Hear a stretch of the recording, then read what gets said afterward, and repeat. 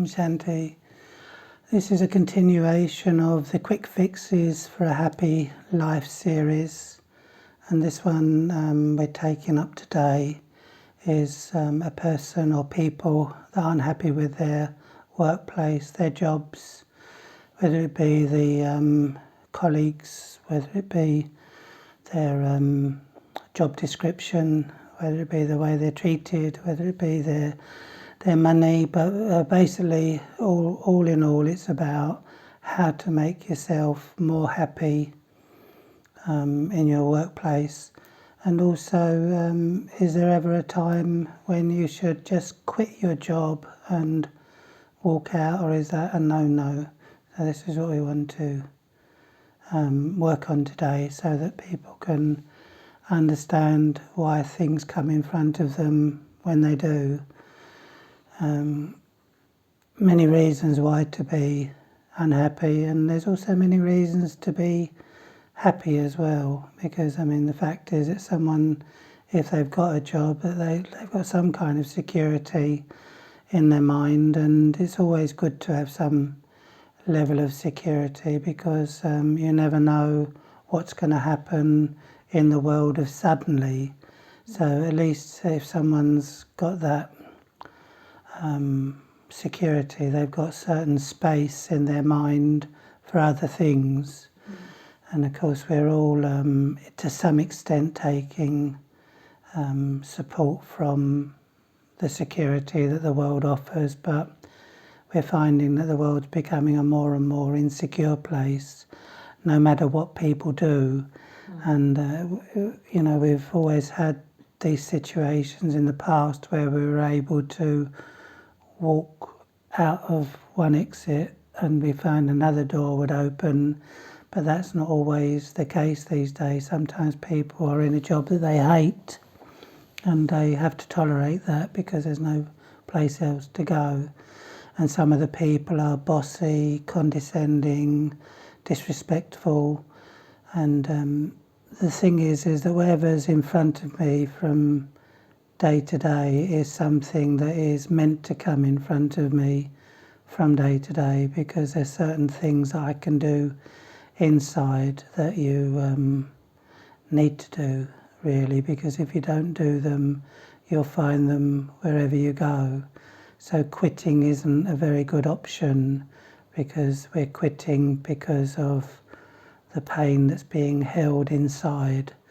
And our meditation is all about releasing that pain, really.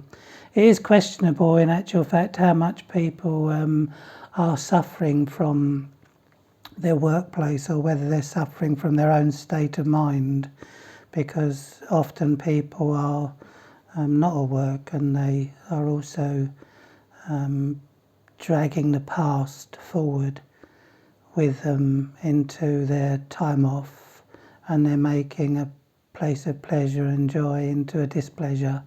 So we really should put a full stop the moment we leave the workplace. If it's a place that I'm not enjoying, instead of using up all my energy and not enjoying it even more, I'm better off putting a full stop and say that's the drama, and leave the work in the workplace. Leaving the work in the workplace wasn't really to do with bringing papers home with us. It was all about when we got on the bus home, a person would still be seething. If we drive in a car home, we're driving erratically because we're affected by that, and putting a full stop is one of the greatest fixes that you can actually accomplish, so that you are not using up your energy. Instead of working 5 days a week, you're working 6 days a week, because there's a lot of stress in the winding down and the being wound up as they're going to work, even. So how do I put a full stop? Well, you basically got to put a full stop by saying it very clearly to yourself. Past is past, leave it, and then be creative with what's in front of me, because I'm now going home away from that workplace, and feel your mind, the work mind, being left there. So you're actually putting a full stop to the work mind. What about while I'm at work? Yeah, so what you're doing there is that you're learning more patience and more tolerance according to people's ways. You're standing up for yourself without arrogance and self-righteousness, without loud voices, but just saying what needs to be said when it needs to be said. And when you're actually getting a break, and there's lots of breaks in, even if someone, I don't know, even if someone is actually getting their sewing machine refilled, with the cottons, and that in that time, that space of time, you only need a few seconds, a few moments, and you can actually put a full stop, and it's as if you're just letting go of that work mind. So the work mind is a very heavy work mind. It's not really the workplace, it's the work mind. Is that people adopt this work mind on their way to work, on their way home from work. They're still trying to be free from this work mind. And when they go home and they tell all their problems of their work space and their work mind to their relatives, they're actually still expressing that anger, that frustration, that negativity, and they've actually carried something over to the next part. So, I mean, even putting a full stop on things of a quiet, even if when you've been working around the home and you put a full stop and you let go of the burden of anything that's taken place, because housework can be How, as much as a burden, can't it? if I feel victim of racism, bullyism at work, how would I? Because that is very impossible Yeah, that's true. to That's put true. a Yeah. full stop to the thoughts of that I'm being victim of. So you've gone through the necessary authorities, and you've actually told the people straight exactly that this is racism, and if it continues, then you will take it further, and if it needs to go further, it can be taken further. But you're actually, whether it's racism, whether it's bullying, whether it's some kind of misogyny and all these condescending ways, whether there's a caste difference, you're the lowly one and I'm the highly one, it's all forms of racism, and you don't need to tolerate those things, but you've also got to increase your tolerance. So the thing that we're not tolerating is very much connected with how much tolerance So, we've got. which thoughts should I have to increase my tolerance? Well, you're looking for the changing the job, the feeling of job, into a more peaceful, serene state. So you're going to get to a point, ultimately, this has got to be the aim, where you actually don't feel the effect of job. Where your mind's not under the burden of work, it's under the romance, if you like, of joy.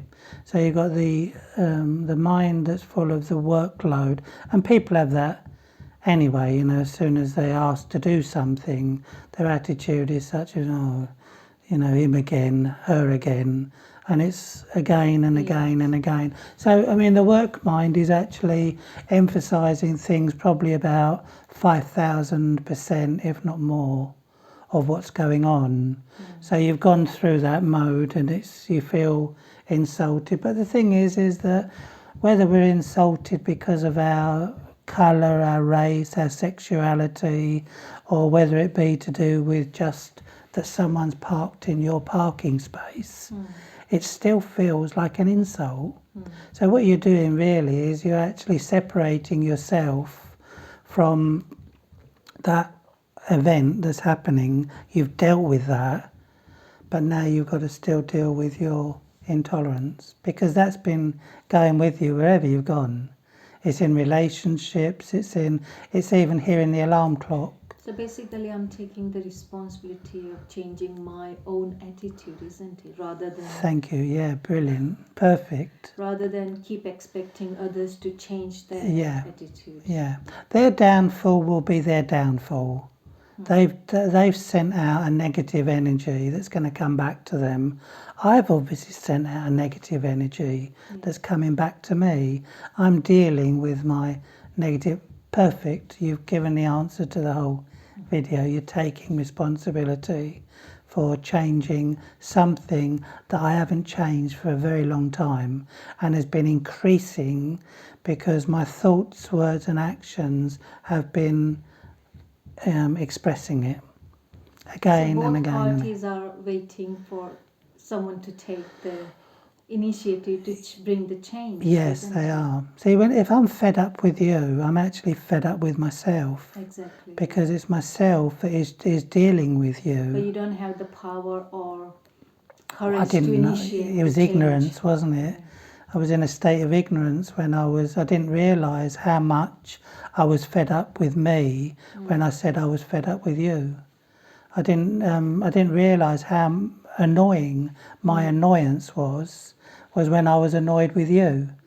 Because that's the bridge, isn't it? That's right. I'm annoyed with my annoyance. And, I've made it. You're a subject of what you must do to change. So you've done it. You've cracked it.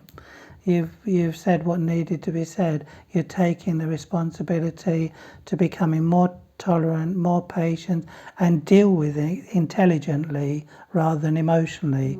And in that time off that you get in moments, that needs to be like a savings account. So you're actually detaching yourself from your role and that point in time, going inside and actually taking on the joy mind and surrendering and renouncing the job mind. So you're changing job into joy. It's only one letter anyway, isn't it? Yes. It is one letter, job and joy.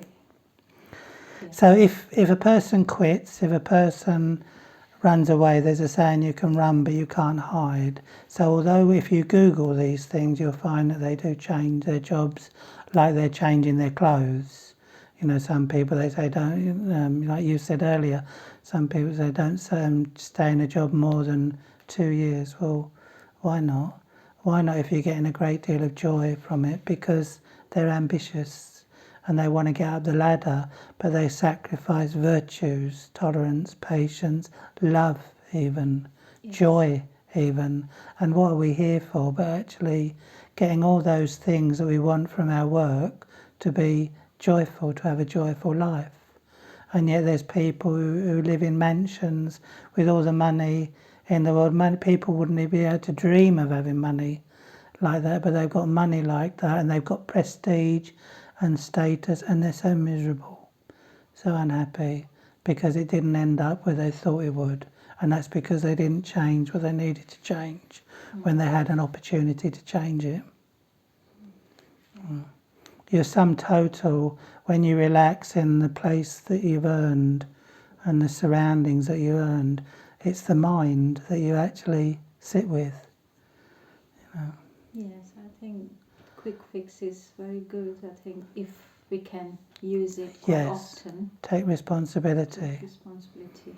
And change the job mind into a joy mind by taking moments and moments of peace and accumulating the peace. And I think the responsibility with the maturity as well, that I don't wait for you to change. You're busy changing. Yes. Because sometimes my ego would come in the middle and would say that, oh no, why should I change? Yes. Let him or her to change first, because I'm not wrong. I'm the victim. Because this is what people say, isn't it? They say we had a clash of egos, but you don't really, because if you haven't got an ego and they've got an ego, then there's nothing to clash with. It's our own ego that we're clashing with. It's only that person reflects that which is inside of me, and I feel my own past coming in front of me, and then that seems to be someone else. But in actual fact, it's my own ego echoing what I've brought with me for that person to materialise in front of me. I mean, they don't materialise in front of everyone, No. and everyone has their own problems, but every stress is the worst in the world because it's their own. You know, Exactly. and no one's stress is worse than anyone else's. It's our own stress is our worst, and our own stress is being created because of what's coming in front of us is reflecting from what we've created inside. So inside creates outside. To Manifesting. deal with it outside means to make it worse inside. Yes, should we do some meditation to finish with?